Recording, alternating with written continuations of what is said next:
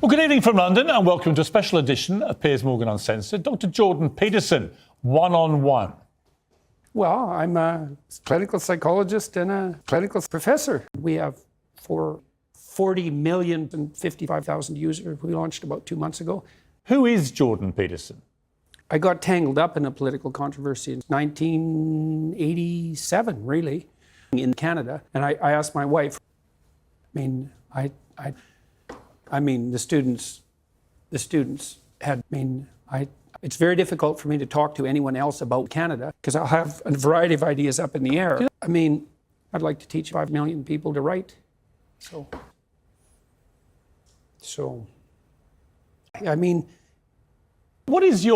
Ultimately, what is your goal? Who is Jordan Peterson? What is the point of Dr. Jordan Peterson? Cynical criticism of Canada, that's in the nature of play. So I have to prepare, How do you decide what to talk about? Well, at the moment, sometimes I'm taking questions from my wife. That's extraordinary. You have no idea where it may lead to. Yes. I never do. It's an exploration. Is that not scary? No.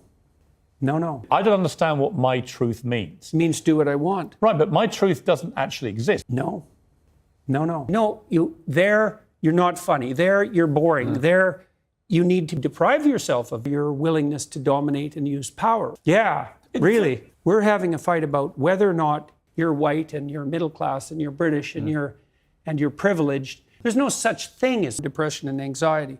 Well, you can have the adventure of your life and prevail even over catastrophe. You can have an adventure. And so that's very adventurous. It's your adventure. I don't know whose adventure you're having, but it's not yours. See, I'm on this show, Piers Morgan Uncensored, because ironically, I was doing a morning show, and I was told I had to apologise. Who is Jordan Peterson? No. You're privileged. Yes, I think so. Well, because ultimately, I think you've got to be true to yourself. Yes. Well, who is Jordan Peterson? Yeah. And that's just a lie, and that's a way worse lie. Well, so who is Dr. Jordan Peterson? No, you're miserable, let's say. And again, not in a manipulative way, but you're miserable. If you had to conduct yourself in the proper manner to bring about this desirable end, or at least to move towards it, how would you organize your behavior?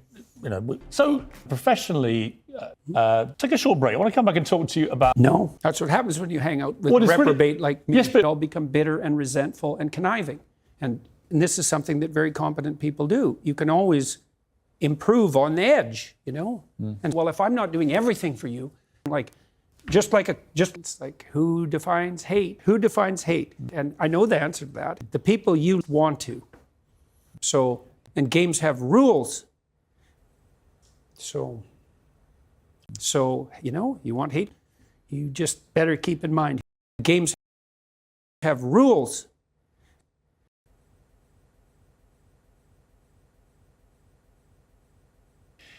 Let me ask you about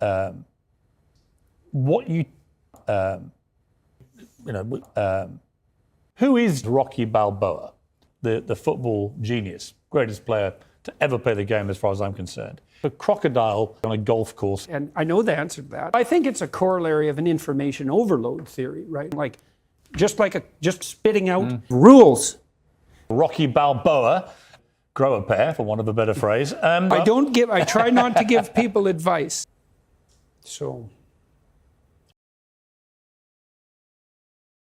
No.